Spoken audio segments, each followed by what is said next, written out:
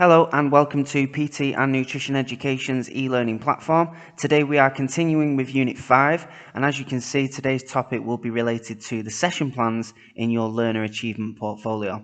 So now that we've planned the training program and the program cards respectively, we now move on to specific session plans in which you're going to look at different exercises and how they can be adapted for different exercise populations.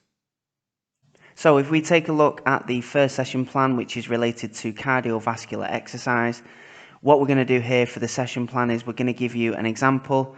Of course, this may generate ideas for your own session plans, but of course, as with every aspect of the learner achievement portfolio, we need to make sure that certain things are included in order to achieve your marks for this particular section.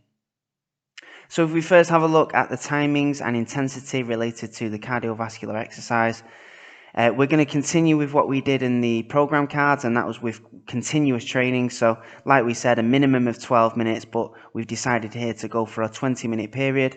Our maximum heart rate is going to be at 65%, which is considered a vigorous maximum heart rate in which to be working, or on an RPE scale, this is about 6 out of 10 on the 1 to 10 scale.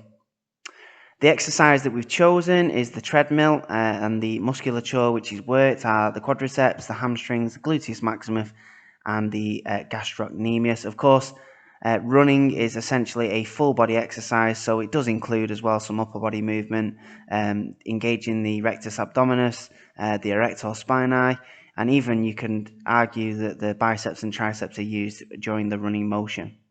Just like we did with the training programs, we look at 4 teaching points as a minimum. If you have more, you want to include more, that's absolutely fine, but we do say 4 is a minimum. And once again, you can use some of those teaching points that you outlined in the program cards.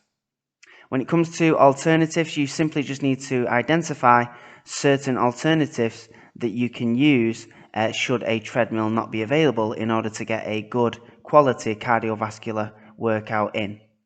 So here you can see that we've advised on the stationary bike, even a road run, a rower or cross trainer, whatever might be available to your client at that particular time in order to achieve a cardiovascular workout.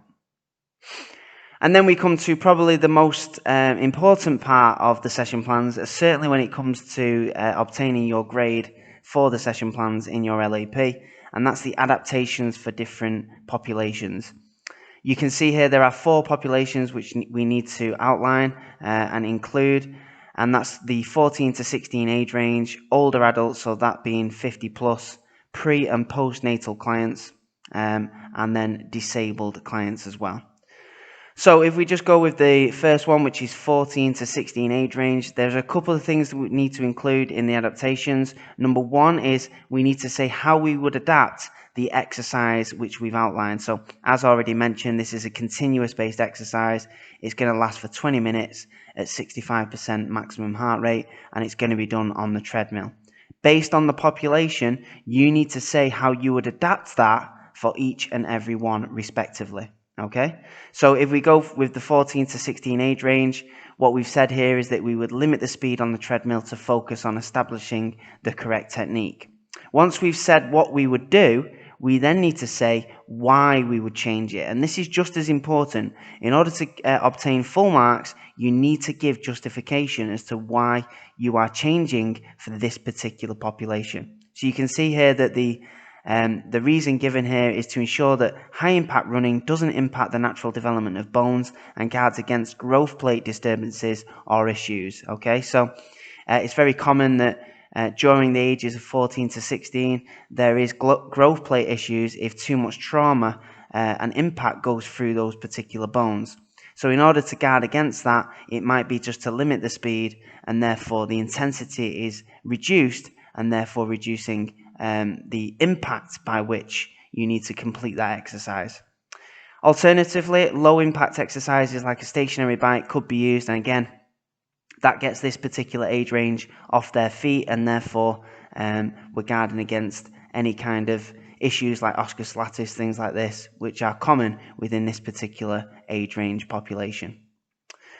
When it comes to older adults, we've said here that the adaptation is going to be to gradually increase intensity from a walking pace in which the client can hold onto the side of the treadmill to eventually being able to complete a brisk walk or even jog without assistance. So here what we've said is that we're doing this at a much lower intensity, in fact a walking pace, and if that particular population needs to hold onto the sides, that's fine. What we could try to do is progress them to an unassisted walk as the weeks progress. The reason for this is things like osteoporosis is quite common within this particular age range, and of course, in order to help guard against any further development of that osteoporosis, we need to make sure that we manage the load through the joints, through the bones, and therefore a lower intensity may do this.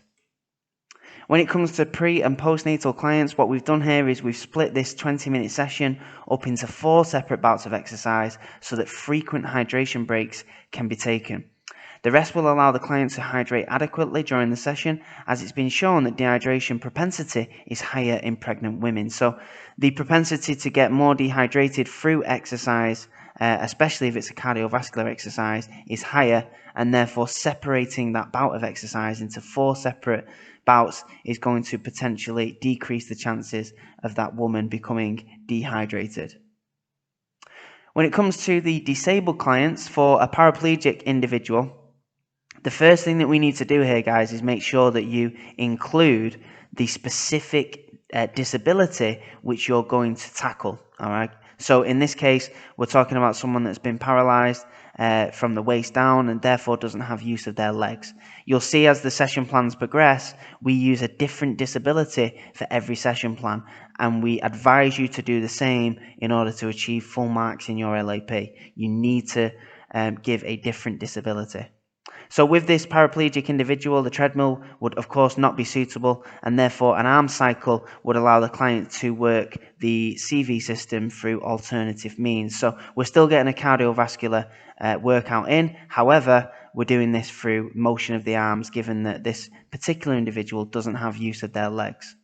The progression of this exercise would be to add resistance to the arm cycle and thus further challenge the client's CV system. So as they get accustomed to that particular pace and that particular exercise, it may be beneficial to increase intensity as the weeks go on. But of course, this is just second nature, especially for you now as a personal trainer, that you're going to try increase intensities and challenge your client in different ways as weeks progress.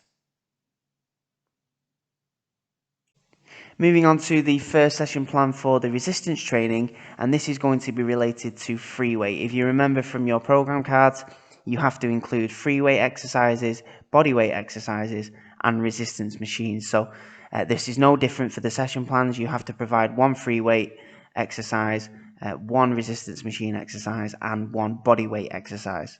So as you can see, for this particular session plan, we've chosen a barbell squat.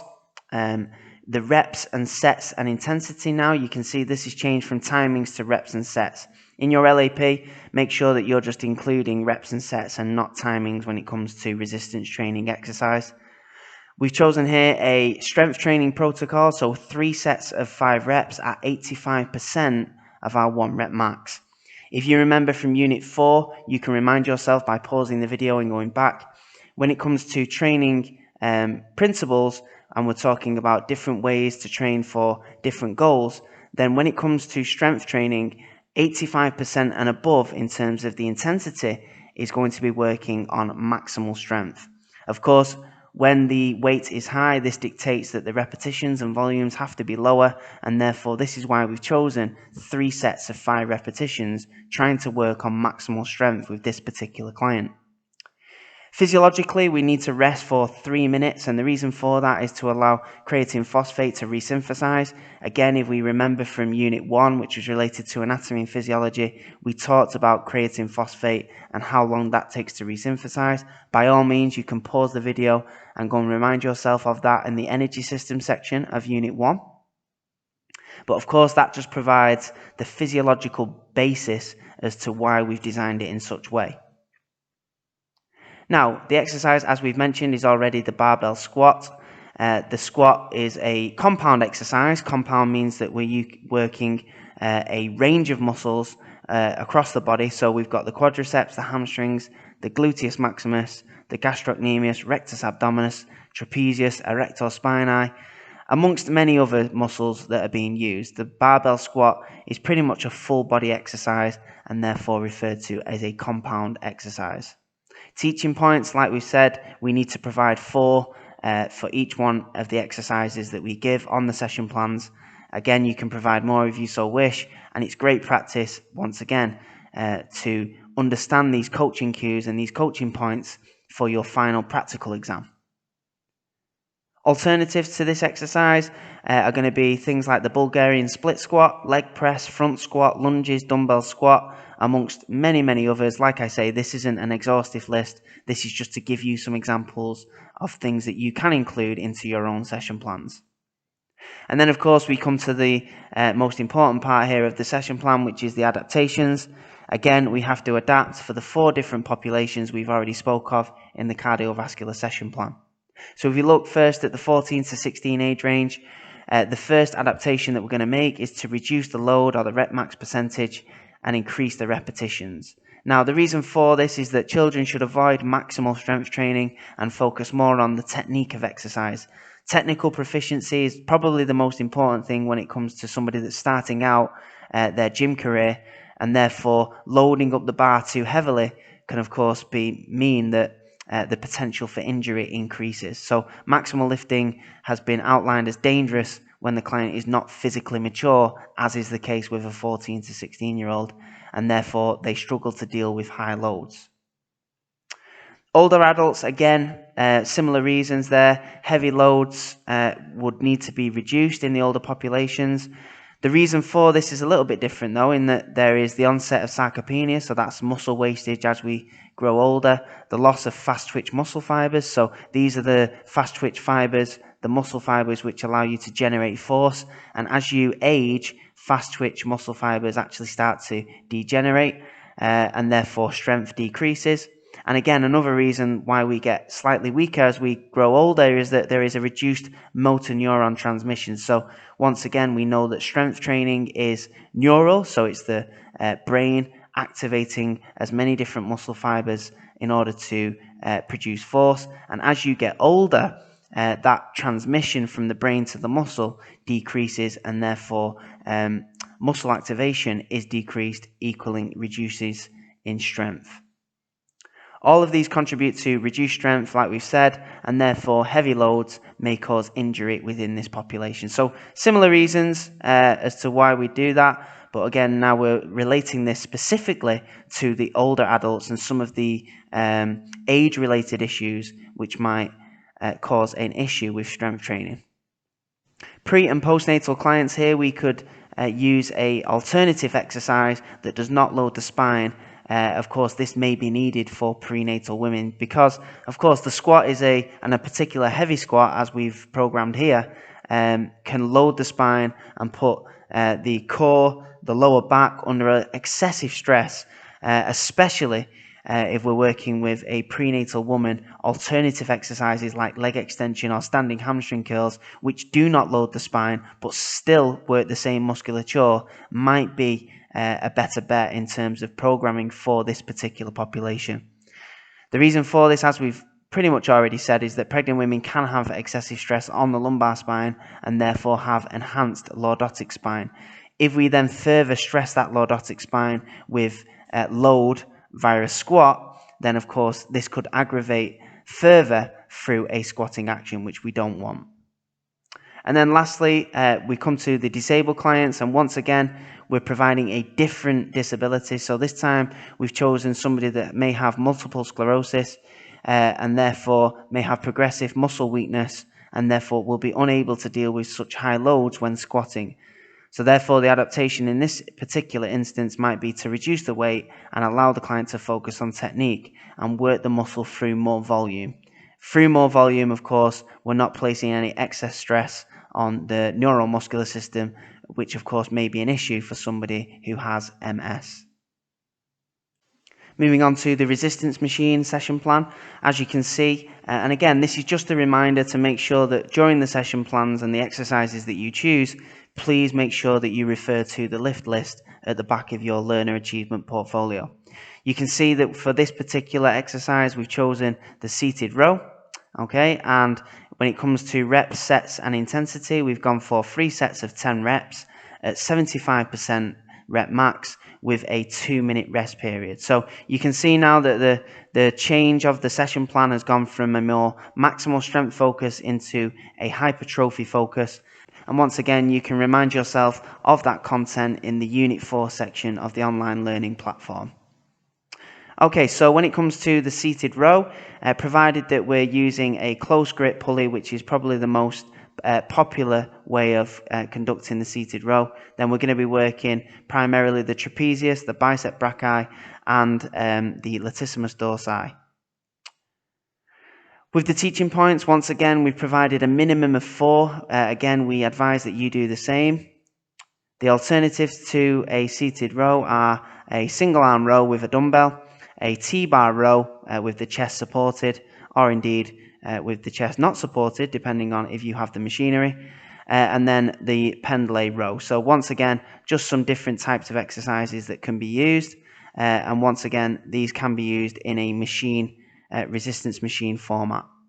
So for the adaptations from 14 to 16 age range, we've got use of a lower rep max percentage resistance. This will allow the client to obtain proper technical proficiency, as we've mentioned before when we talked about the squat, and also ensure that developing bones, muscles, and soft tissues such as cartilage and ligaments are not damaged during heavy and repetitive loads. So we need to be careful with the volume that we give to this particular population, given that cartilage, ligaments, and growth spurts are still taking place in the musculoskeletal system, and therefore not overloading and therefore not giving them too much volume is particularly important for this age range.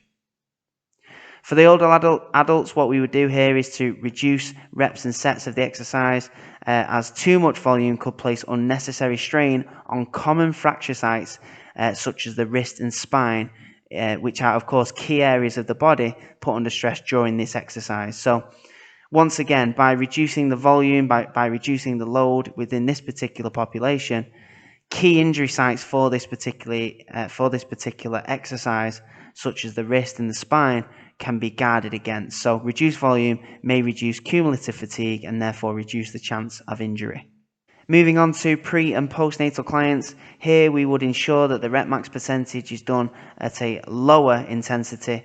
The seated row, if it's done at high loads, can encourage forward flexion of the spine, especially in pregnant populations. So it would be encouraged to try and stay away from any kind of forward flexion, which would place too much stress on the erector muscles and potentially have an effect on the uterus. So any kind of forward flexion we want to try and stay away from, and of course we can do this by putting less stress through the rectus abdominis and the erector muscles, and therefore that particular client wouldn't have to fight against forward flexion.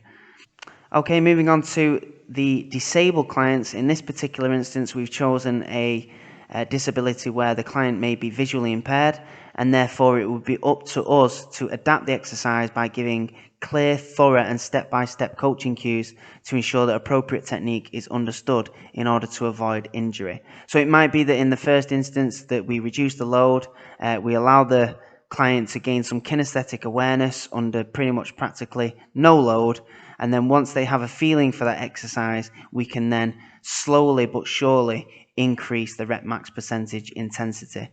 This just allows them to become well aware of the exercise, and even through your personal training experience, you could maybe even give them some guided discovery in order for them to fully understand and gain full kinesthetic awareness of that particular exercise. And the final session plan relates to body weight resistance training. And once again, we need to choose from the lift list options. And once again, you can find all of these exercises in your learner achievement portfolio. And if you're also stuck for some coaching points, please refer to the exercise library that we have in Unit 6 on the online platform. Okay, so We've chosen here press ups. Of course, this is a very common body weight exercise. In terms of reps, sets, and intensity, we've gone for 3 sets of 15 reps.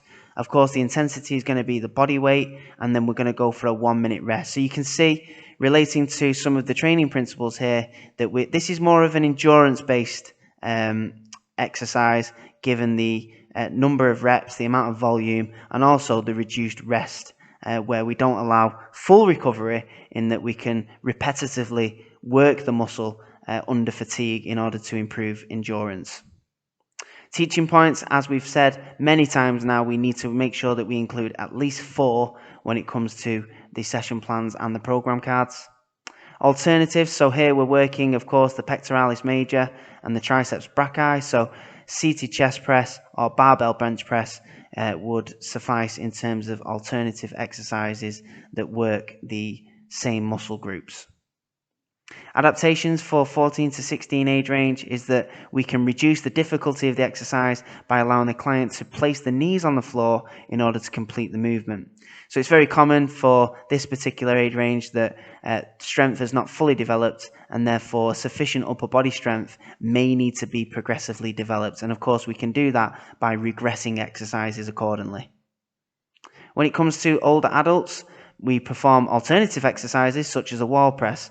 The reason for this is that older adults may not have the mobility and balance in order to get down onto the floor and therefore into a press-up position, and therefore a wall press can work the same muscles without this particular mobility issue becoming apparent.